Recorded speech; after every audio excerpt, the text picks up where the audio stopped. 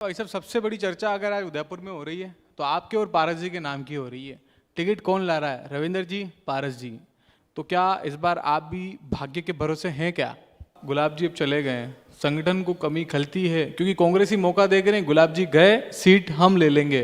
गुलाब जी के साथ के चक्कर में आपने अपनों का साथ छोड़ा। लोग कहते हैं धर्मनाथ जी को आपने छोड़ दिया, मांगीलाल जी को आपने छोड़ दिया, कई लोग हैं जिनको आपने छोड़ दिया। सत्य है असत्य है? बीजेपी से, बीजेपी के कर्ता धर्ता निवर्तमान जिला अध्यक्ष रविंद्र श्रीमाली, मैं उनसे आग्रह करूंगा आप पधारें और मंच पर आकर दावेदारी कार्यक्रम को सुशोभित करें, अपनी बात बताएं, बात रखें।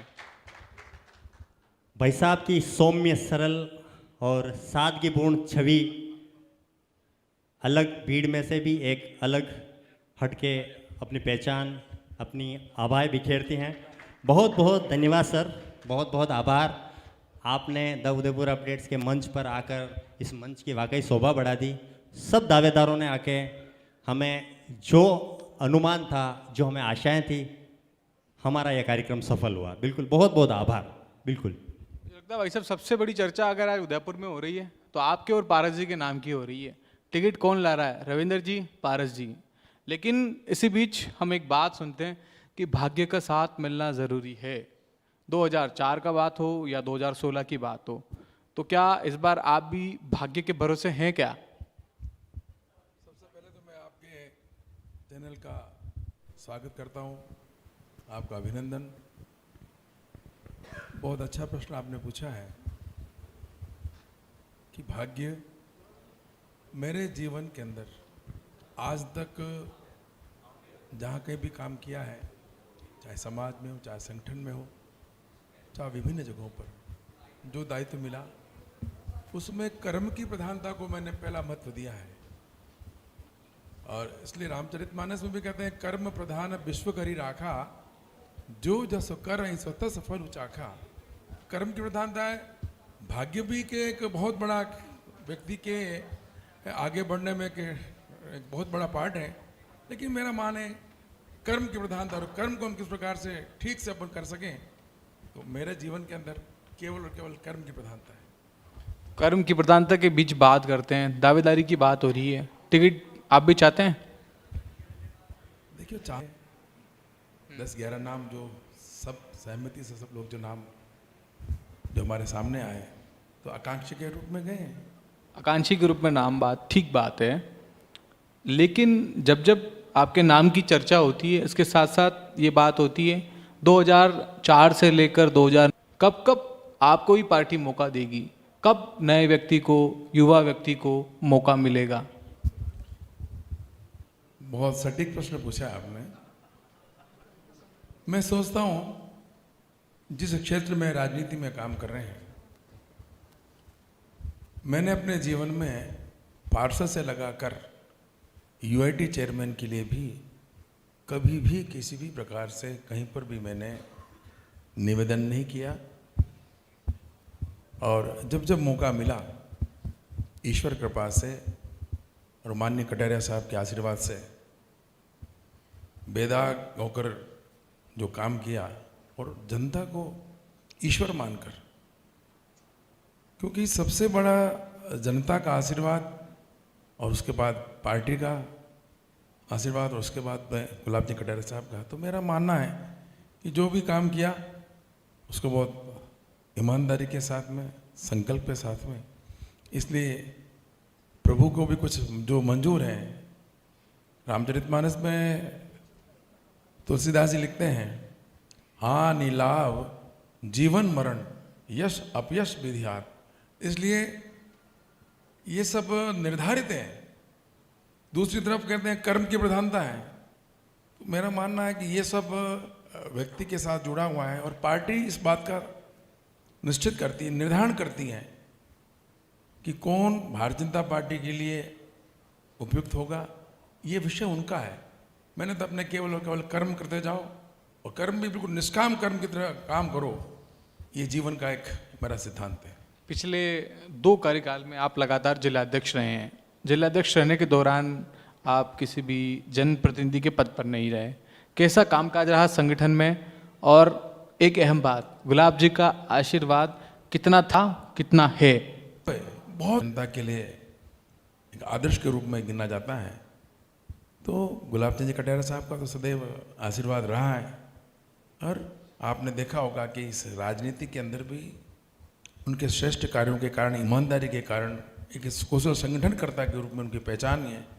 आज इसीलिए प्रधानमंत्री नरेंद्र मोदी जी और उसमें अटल बिहारी जी वाजपेयी प्रधानमंत्री थे, तब भी आदरणीय गुलाब चंद कटारिया साहब को साथ बिठाते थे, पूछते थे, और पूरे राजस्थान में जिस प्रकार से उन्होंने संगठन में क्या काम किए? 2 कार्यकाल आपके लगभग पूरे हो गए हैं। आप मान लीजिए 2 कार्यकाल के बीच कितना बेहतर काम आपने करने की कोशिश की?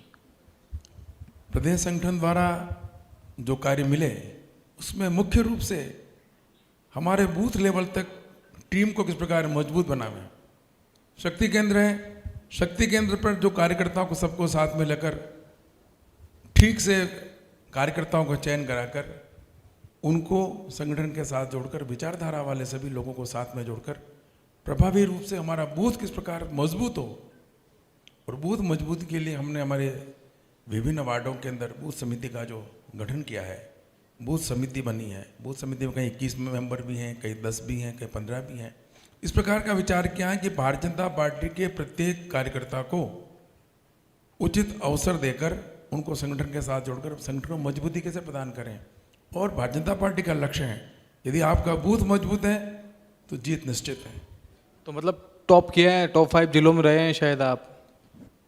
वास्तव में ये हमारा सौभाग्य है कि राजस्थान के अंदर संगठन की दृष्टि से विचार करें, जो दायित्व, जो कार्य और जो आकांक्षा प्रदेश की रही हैं, चाहे जन आंदोलन हो, चाहे विभिन्न मुद्दे हों, सभी मुद्दों को लेकर यहाँ की जिस प्रकार परफॉर्मेंस रही है, उस राजस्थान के 5 जिलों में उदयपुर की गिनती की जाती है। कोविड काल में भी बहुत सुंदर सभी लोगों ने सेवा का काम किया, अनेक ऐसे काम किए हैं। समय की कमी है, लेकिन मैं सोचता हूँ कि भारतीय जनता पार्टी के सभी कार्यकर्ताओं के साथ में लेकर किस प्रकार से मजबूती मिले, ये काम किया है। बेहतरीन काम संगठन में आपने कर दिए। सभापति में भी आपने काम किए, यूआईटी चेयरमैन के दौरान भी काम किए। अब आपकी 5 प्राथमिकता बताइए कि यदि मुझे विधायक प्रत्याशी बनाया गया या यदि मैं विधायक बना तो ये काम मेरी प्राथमिकताओं में रहेंगे। पहली प्राथमिकता है शहर की जनता, और उसके पश्चात जनता के सुख दुख में सहभागी बनकर सुगम यातायात की दृष्टि से पर विचार करें तो आज एलिवेटेड रोड की बात की जाती है, फ्लाईओवर हैं, अंडरपास हैं, ओवरब्रिज हैं। इस प्रकार के अनेक कई काम हैं। चौराहों का सुदृढ़ीकरण होता है, रोड को चौड़ा करना। इन सब बातों का ध्यान में रखकर कि समस्या किन किन क्षेत्र में आ रही है, किन किन पॉइंट्स पे आ रही हैं, उनके समाधान में किस प्रकार हम प्रयास कर सकते हैं। तो सुगम यातायात दृष्टि से हम काम करेंगे तो निश्चित रूप से शहरवासियों को भी लाभ होगा। तीसरा शिक्षा के क्षेत्र है, चिकित्सा का क्षेत्र है, और हमारा जो पासपोर्ट कार्यालय है उसका चला गया वो तो यहाँ से कोटा चला गया, ओम बिड़ला जी कोटा ले गए। हमारा जो पासपोर्ट केंद्र है, जो कि सेवा केंद्र के रूप में यहाँ पर पाठों की मगरी के अंदर है, इसके क्षेत्रीय पधारे थे, उनके साथ टीम आई थी। हमने लिखित में उनको दिया है कि उदयपुर संभाग का ये बहुत अपनी मांग भेजी है। साथ ही साथ अभी सावरिया जी के अंदर जो बहुत बड़ी संकल्प महासभा हुई, जिसमें प्रधानमंत्री जी मोदी जी पधारे थे, उस सभा के अंदर हमारे देश के विधि मंत्री आदरणीय अर्जुन राम जी मेघवाल जी के सामने भी मैंने अपनी बात रखी। थोड़ा संक्षेप में बताइए, वक्त की कमी है साहब, थोड़ा सा निवेदन है, आप फास्ट बताएं, थोड़ा जल्दी बताएं, वक्त की कमी है। तो इस पासपोर्ट कार्यालय के लिए हम प्रयास कर रहे हैं, और मुझे विश्वास है कि निश्चित रूप से यहाँ का पासपोर्ट कार्यालय अपग्रेड होगा।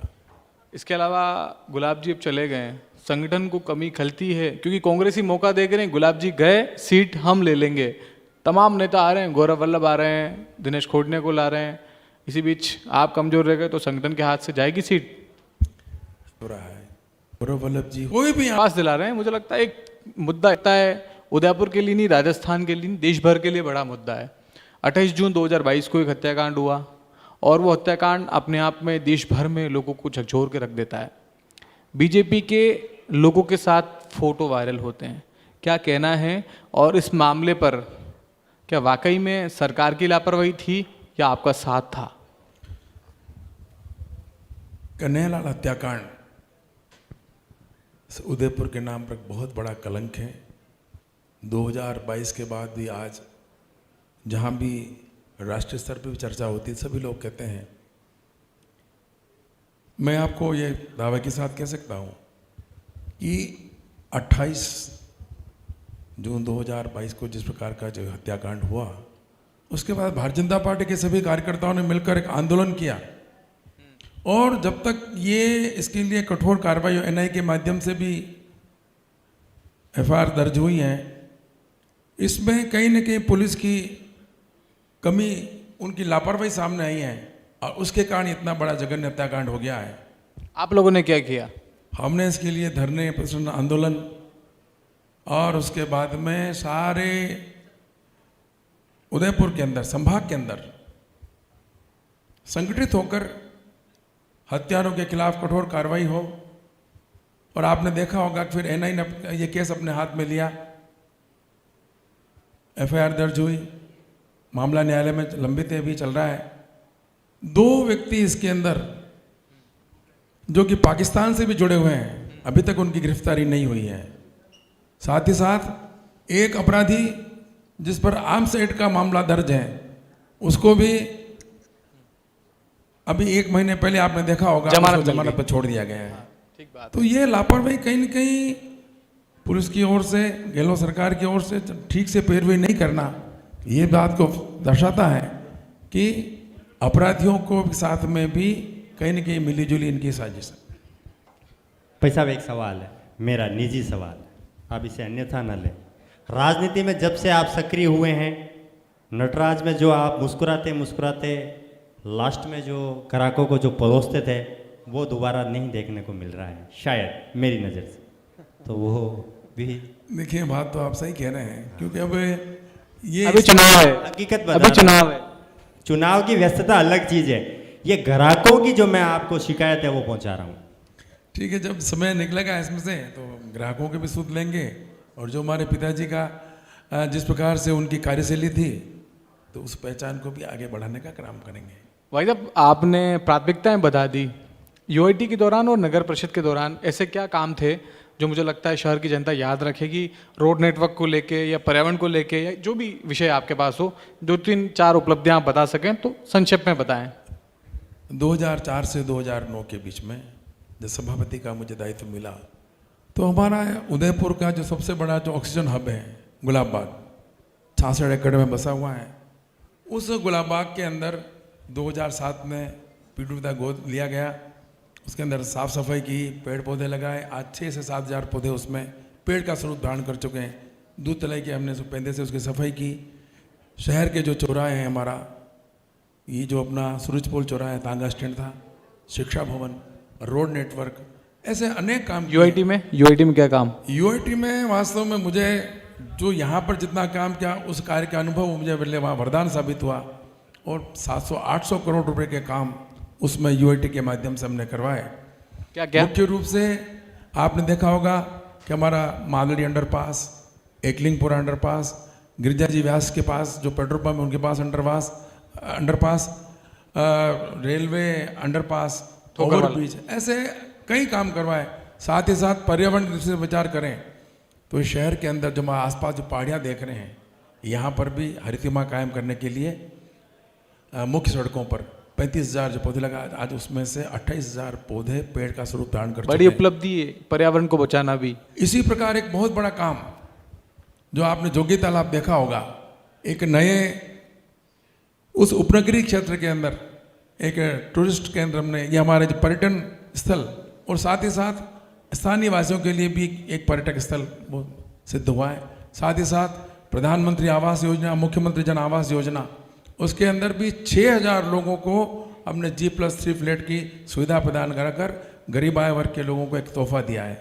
तो काम तो बहुत किए। आपने देखा होगा अपना यहाँ पर जो अपना स्लरी, मार्बल स्लरी निकलती हैं, तो स्लरी यार्ड बना हुआ था चित्रकूट नगर में। वहाँ पर भी आप 2 जो पार्क ऐसे हैं, वहाँ पर 1500 से अधिक पौधे लगाकर आज वो सफ़ेद जैसे बर्फ जैसा क्षेत्र नज़र आता है, जहाँ पर वेंडिंग भी होती है जो, तो मेरा मानना है कि पर्यावरण से लगाकर चिकित्सा के क्षेत्र में, और सबसे जो बड़ा काम हुआ, आज हम खेल सुविधाओं के विस्तार में अगर विचार करें तो जहां 26 एकड़ पहले चित्रकूट नगर का हमारा खेल स्टेडियम था, वहां पर 26 एकड़ और अतिरिक्त 52 जमीन दिलाकर आने वाले समय में यहाँ के खिलाड़ियों के लिए अच्छी सुविधा हो। मैं सोचता हूँ राजस्थान के अंदर सबसे बड़ा अगर खेल स्टेडियम, खेल सुविधाओं का केंद्र है तो चित्रकूट का हमारा खेल गांव है। छोटे छोटे एक दो सवाल हो रहे हैं। गुलाब जी के साथ के चक्कर में आपने अपनों का साथ छोड़ा। लोग कहते हैं धर्मनाथ जी को आपने छोड़ दिया, मांगीलाल जी को आपने छोड़ दिया, कई लोग हैं जिनको आपने छोड़ दिया। सत्य है असत्य है? आज ये सभी लोग मेरे श्रद्धा के केंद्र हैं। मैंने कहीं किसी को नहीं छोड़ा। उन सबके प्रति मेरे मन में सम्मान है, आदर है। बात होती है? बात होती है। असम में होती है कि नहीं होती है? असम में भी होती है। क्या कहते हैं? जब असम में भी होती है तो कोई विशेष कोई ऐसी बात होती है तो उनकी राय भी मैं लेता हूँ।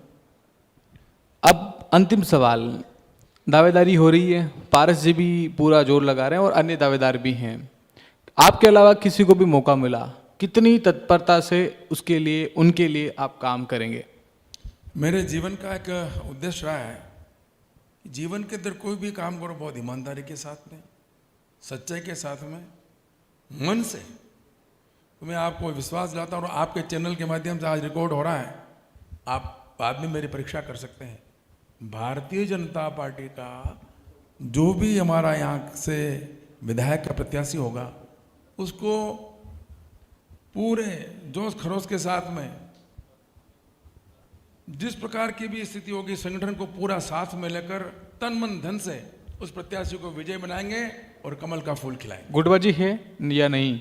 गुटबाजी है कि नहीं? गुटबाजी नहीं है। छोटी मोटी बात तो जो होती है, लेकिन गुटबाजी नहीं है। पारस जी से बोलते हैं आप? बिल्कुल। अभी देखो ना कितने मधुरता के साथ में बात करते हैं। कल का आपने एक देखा कि अपने गड़िया देवरा के वहाँ पर जोधपुर जोत सिंह जी दही जी की जो पुलिया है, उस पुलिया पर लाइटिंग का काम था। बहुत सारे हमारे अभी पार्षद बंधु बैठे थे, उनके साथ में किसी प्रकार का न मतभेद है न मनभेद है। मतलब कुल मिलाकर सब ठीक है? बहुत अच्छा है। चलिए, बहुत बहुत धन्यवाद। बहुत धन्यवाद सर आपका। मैं स्वागत करने के लिए द उदयपुर अपडेट्स की टीम को बुलाना चाहता हूं कि उदयपुर अपडेट्स की टीम आए और स्वागत। दिव्या जी आए, द उदयपुर अपडेट्स की टीम। मांगू भी आए। हमारे इस कार्यक्रम को सफल बनाने में बहुत सारे लोगों का सपोर्ट, सहयोग है। सामान करो, जाओ जाओ दो। ये सुनील पंडित जी हैं, सम्मान कर रहे हैं। हालांकि सम्मानित व्यक्ति को सम्मानित करने की जरूरत नहीं है, जो मगर खुद ये गुलाब छोटा हो सा- उसे गुलाब क्या दें, वो वाली कहावत चरितार्थ। जो खुद गुलाब हो उसे गुलाब क्या दें, ये तो सर एक छोटा सा प्रतीक है हमारी तरफ से। मैं आपका बहुत बहुत शुक्रगुजार हूँ, बहुत बहुत आभार, धन्यवाद सर। यही कामना करता हूँ कि यह चैनल निरंतर आगे बढ़ता रहे और जन समस्याओं को उठाकर उदयपुर के सर्वांगीण विकास में आप किस प्रकार सहभागी बने। जो जो कुछ यहाँ पर सुझाव आते हैं, उनका ठीक से प्रशासन के स्तर पर भी और राजनीतिक स्तर पर उसका समाधान कैसे हो। बहुत बहुत धन्यवाद। आज के आभार इस आपका।